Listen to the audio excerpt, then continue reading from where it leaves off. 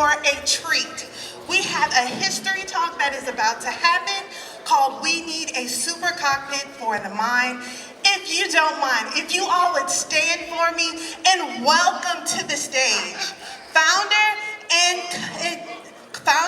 chairman of Virtual World Society, Tom Furness, everybody.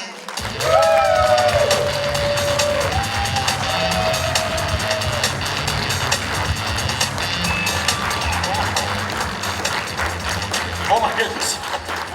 Wow. I thought it may be 2 or 3 folks here. You survived? You aren't hungover or anything like that? How many of you went to the party last night? Parties? How many went to the second parties? Did you see me dance? Yes. Yes. But you didn't see me try to get out of bed this morning. This is so wonderful to be here and to tell you a little bit about the history of where we came from and about hopefully where we're going, a little bit about the virtual world society in between. Let me make sure I have everything here, my cockpit. So, cockpits. But first let me talk about history. Now, here Ori and the team at AWE did this Hall of Fame, as you know, and there'll be further celebrations about this, I think, this evening.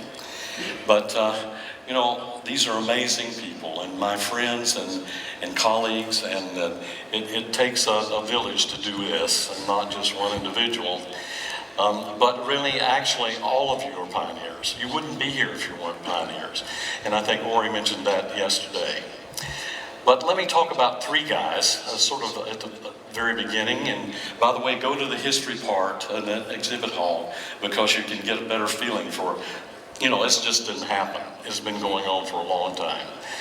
And including the science fiction writers even before we started building the equipment.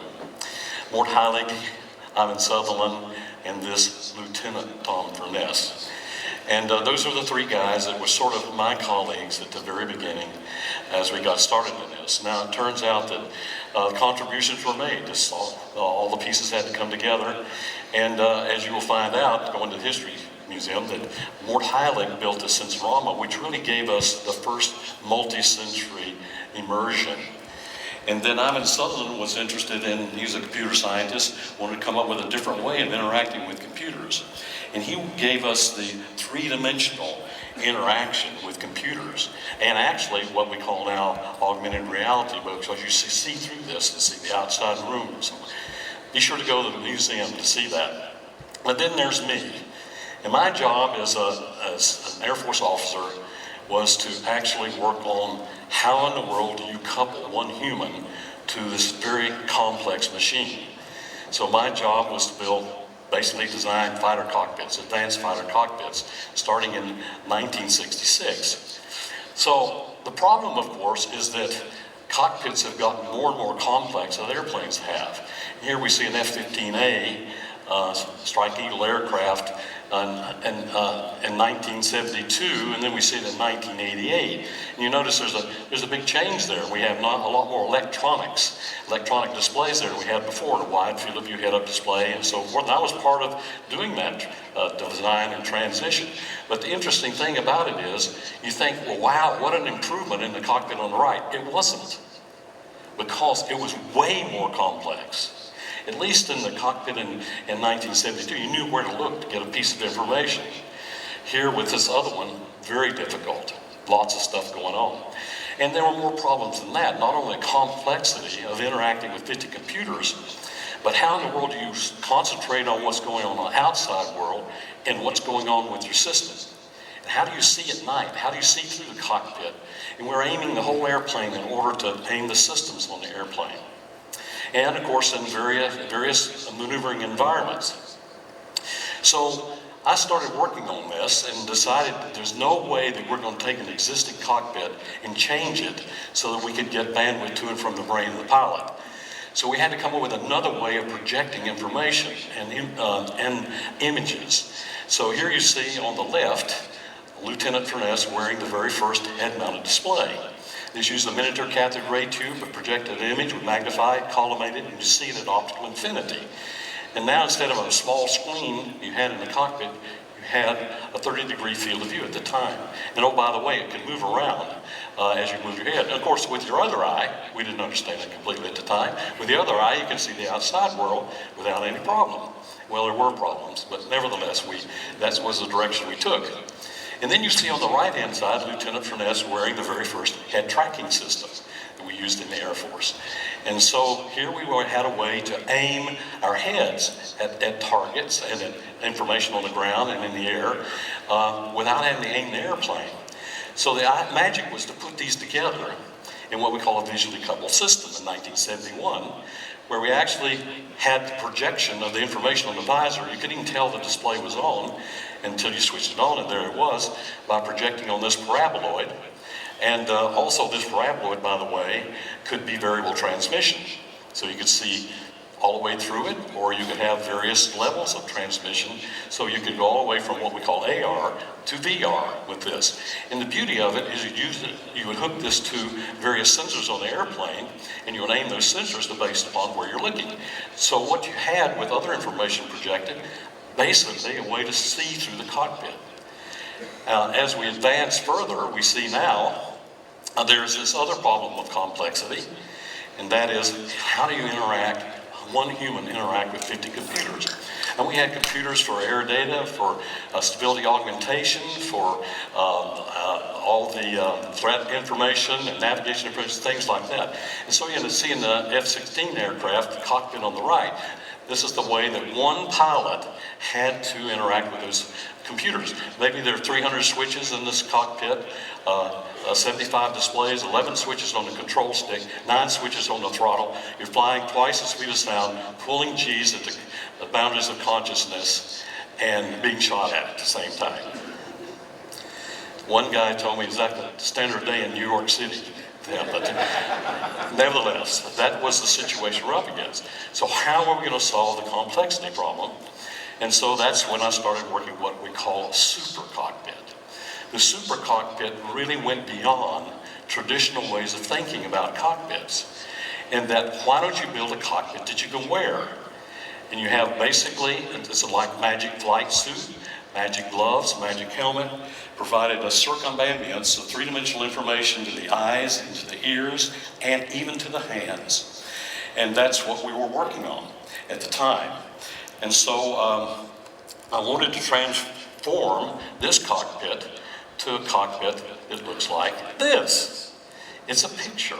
And the picture has all that information that came from all those computers embedded and fused together in this gestalt, where instantaneously you can look at it and find out what's going on, where all the good guys are, the bad guys, where the terrain is, where's the pathway in the sky to avoid threat obstacles and things like that. This was transformative because it turns out a picture is worth 1,000 words. 2 pictures are worth 2,000 words. No picture takes 100,000 words.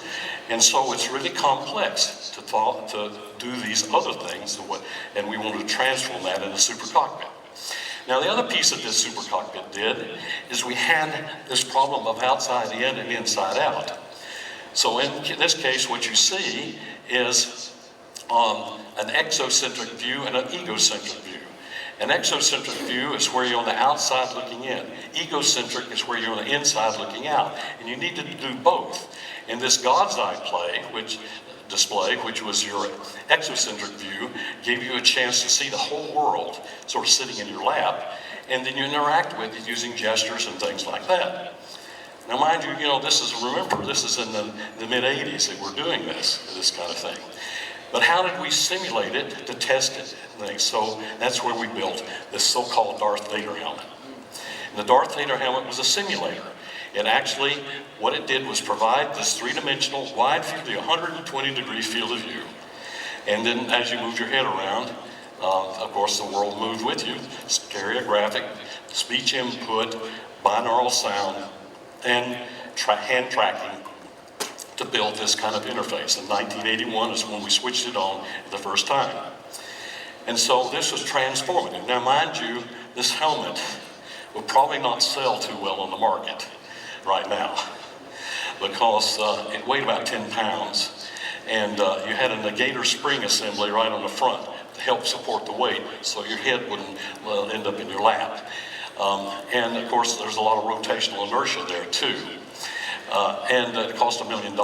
So that was probably not something that you get on the marketplace, but it did the job to help us see what could be done with these cockpits. So the idea then is we would have this amazing interface of that information. But we found out even that was too much. Even though we were organizing and portraying it, we needed something else, and that was R2-D2. Basically, if you look at my block diagram for the Super Cockpit, here you see the virtual world generator, and you see the electronics to drive the head-mounted display, again using cathode ray tubes, 16 kilovolts on the side of each side of the helmet to do this miniature CRT. We were hitting that phosphor really hard in order to get enough brightness for it, speech input, and so forth, eye tracking. But notice that there's a variable transmission visor there. And that variable transmission visor had us where we could go from complete see-through to augmented reality. As a matter of fact, you can even train yourself on the system. But look at this. We have in there a pilot state monitoring system. All the cockpits in the past didn't know what was going on with the pilot. As a matter of fact, the pilot may be unconscious, which happened a lot in F-16s and other aircraft because of pulling Gs. And so we wanted to know, is that pilot conscious, alert, stressed out, things like that. And so we had the sensors built in to measure those kind of things. Look at that other circle, the pilot intent inference engine. This is the R2-D2. The pilot inference engine was to try to help us figure out what is the pilot trying to do? What's going on out there? What is the pilot trying to do relative to that? And actually adapting in real time the interface so you would see the information you needed at the time. Again, we're talking about this is happening in the 80s. So there are a lot of lessons learned from this particular history moment. We found out it's incredible how quickly pilots could assimilate the information. Much higher bandwidth of the brain because we're now looking at pictures and the way these all interact with each other. It awakens something else, a spatial memory, because we had such a field of view that this immersion took place. And now you were not looking at a picture, you were in a place. And that's why my contribution to this was presence, giving us presence in a virtual environment. And you never forget it. It's like writing on the brain with permanent ink. And we got that bandwidth we're looking for, and we found out that in the process, after I ended up on CBS Evening News with my Super Cockpit, people came from all over saying, well, can we do surgery with this? Can we help people who have multiple sclerosis or with cerebral palsy? Could we help firefighters in buildings? And this is while I was still working in the Air Force. And that's why I ended up making a transition to become an academic, become a professor at the University of Washington, take this technology out of the military and bring it to where we can really lift humanity. And so one of the first things I did is people don't know what virtual reality is. So I worked on coming up with this really, what you could say, simple display. It's basically the first VR display that was consumerly available from a consumer standpoint. And it was my patent in 1992, which we call a personal eyewear display. What it would do when you put this on your head, you see something on you wearing on your waist, which is a television receiver, and you could, that has a battery pack in it, sends a wire up to the head, and you get a 1 meter screen at about 3 meters away. It's a virtual image to one eye. It's an optical multiplex display. So you see the outside world intruded, and then you look into this area and you see the virtual image at 1 meter wide. And so this was a big hit at the Consumer Electronics Show, and people could go sit on the beach, Waikiki Beach, and watch the NFL playoffs at the same time. I don't know why you'd want to do that, but nevertheless you could with this. And so this went on the market. It sold for $799 and nobody bought it, except dentists. It turns out a market disaster, but the vertical markets were interesting. Dentists started buying these things so they could actually send people off in the virtual space while they inflicted pain on them. And so here you see this, but the dentist said this is wonderful. The patients don't complain anymore. But we have a problem because now they won't leave. You know, they'd say, I can't leave now. This is the good part, you know, of the movie. And but even more remarkable than that is what happened with these little ones, these little people. Now the kids went home and asked their mother when they could go back to the dentist again, so they could put this helmet on, so they could play Nintendo. You see, she's playing Nintendo right now. So this was transformative to us. Started a whole new program at my lab at the University of Washington, where we started working on pain. And we found out that virtual reality was an incredible non-pharma analgesic for pain. And from that, we went to arachnophobia and other phobias, and to PTSD. And so this became applications for this technology. And the original work we did then led to the rush of not only VR, but getting into AR displays. And you can see some of the legacy things that have happened as a result of that, the rush. But even that was not enough. The problem is you had to start off with an image plane to begin with. And you just can pack so many pixels in that. And I came up with this idea, let's just have one pixel. But let's move it really fast and scan it directly on the retina of the eye. There is no screen. The only place where an image appears is on the retina of the eye. And so this was the virtual retinal display, my patent in 1995. And here's the optical bench, you see, where we're scanning an image on the retina, and it was amazing. And you had unlimited luminance. You don't want to put too much luminance there because you're talking about laser scanning on the retina, but very low energy and wide field of view, full color, and there was no real limit to the field of view that you get with that. But we also discovered that we could also modulate the light wavefront. So we solved another problem where we could adjust accommodation so we'd have a true voxel, not just a binocular display where everything is at optical infinity, but we'd actually be able to adjust the position from an accommodation standpoint to the eye. So a true 3D display. And then we also found by accident that we'd also created a display for people who have low vision. So if you have a macular degeneration or retinitis pigmentosa or a problem with cataracts and things like that, we found that the fact that we're using coherent light, we're going through the very small part of the lens of the eye to the retina, and the fact that coherent light was better coupled to the waveguide receptors of the eye. It turns out the receptors in the retina act like waveguides, and the coupling efficiency is much higher. So from my experience at working at my lab at the University of Washington, we did lots of cool things, and you can see them here. Generated over 300 patents, applications in medicine, education, design, spun off 27 companies, two of them with my students. A number of my former students are here in the audience, and 1,000 graduates and so forth. But one of the things I realized along the way, we needed something else.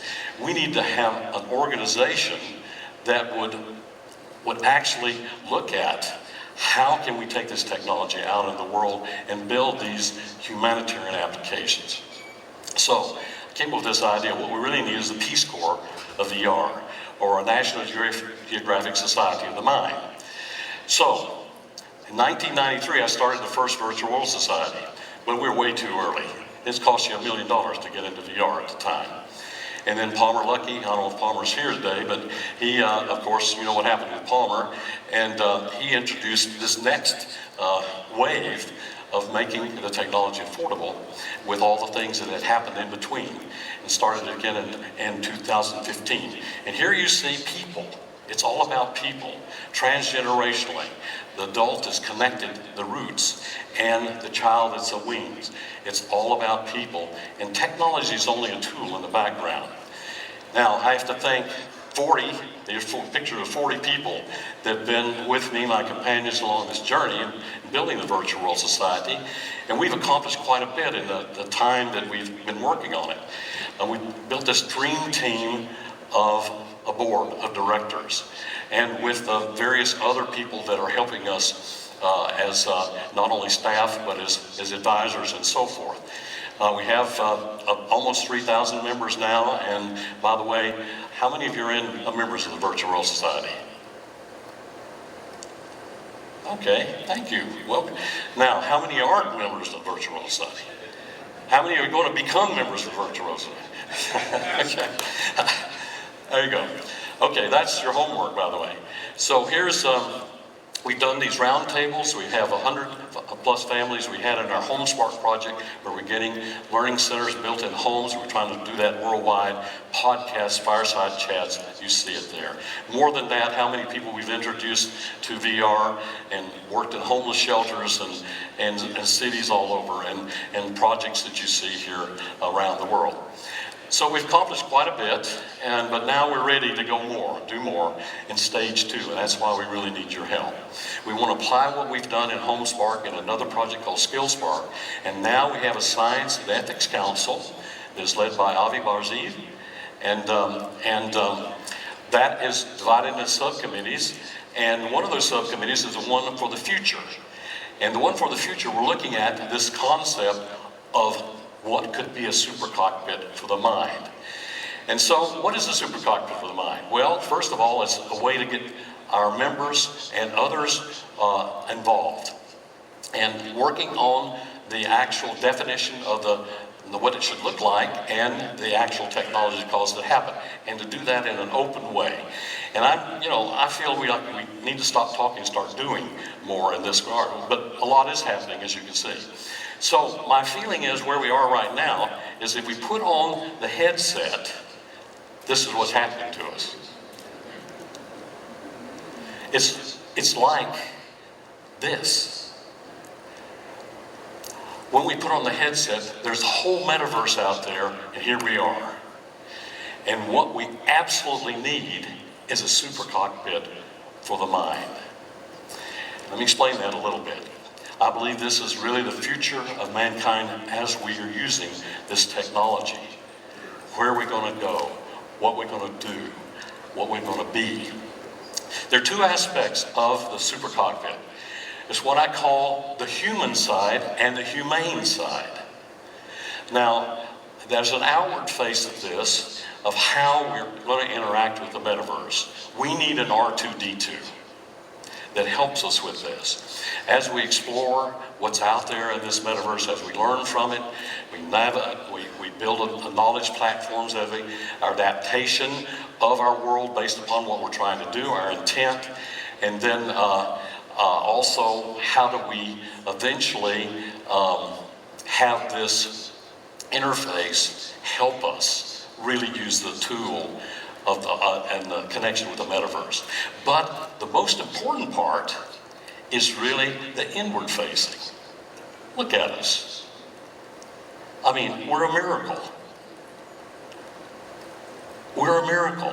All of the cells that make us up, our sensory capability, our perception, our cognitive abilities, we are using them.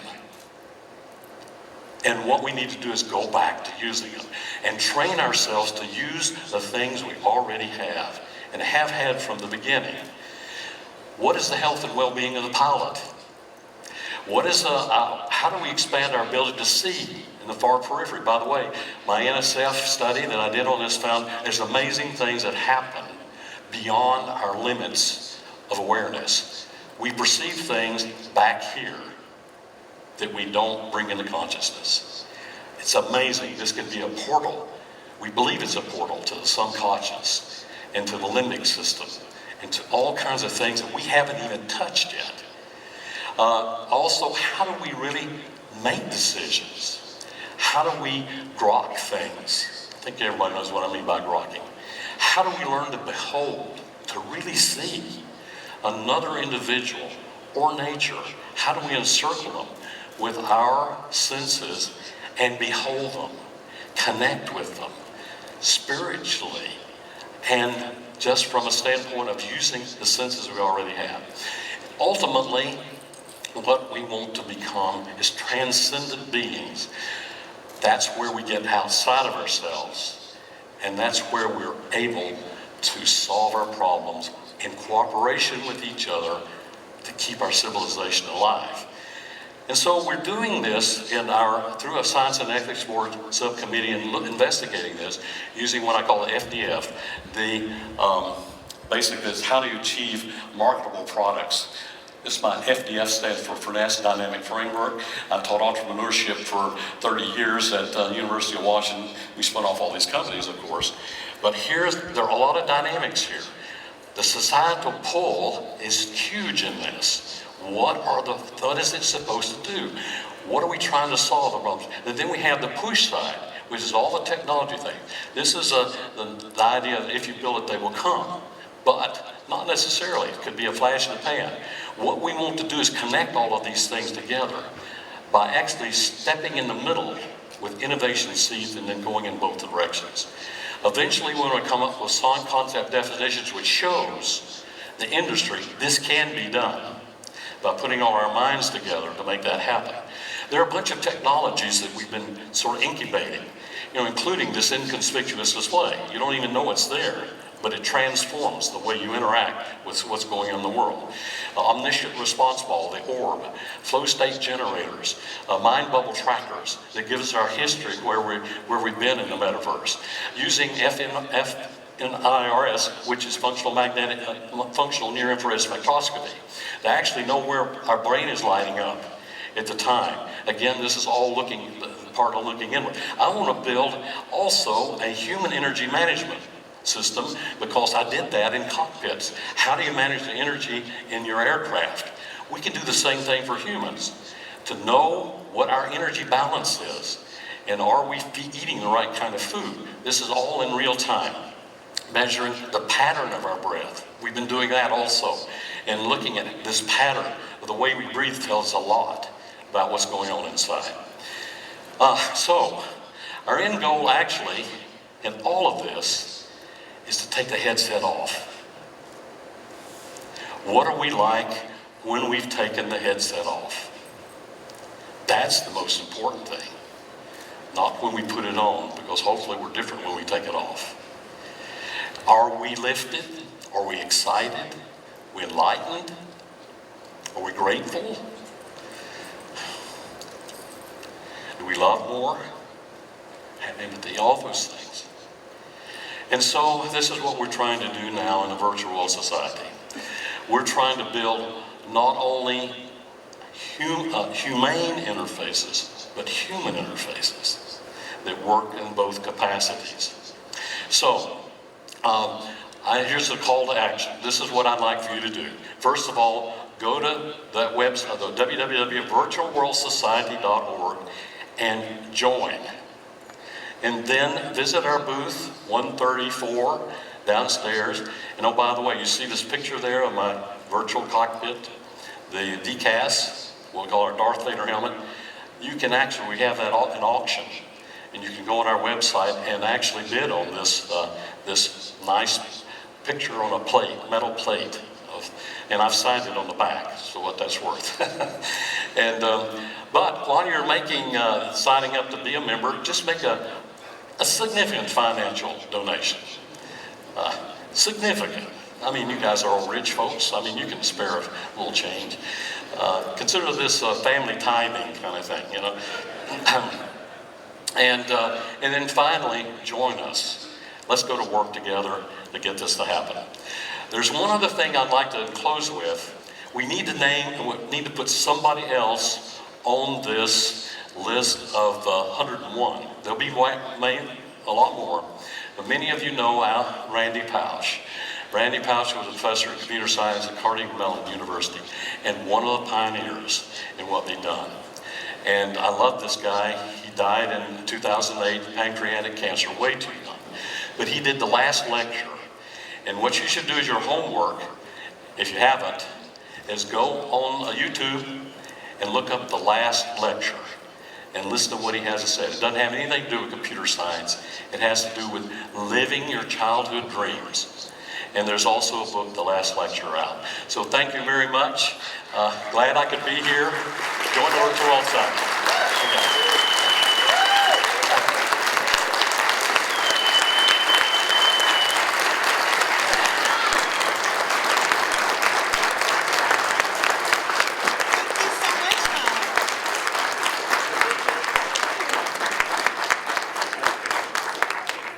Thank you so much, Tom. You did a fantastic job. Yes, he was nervous in the back, y'all. Can you believe it?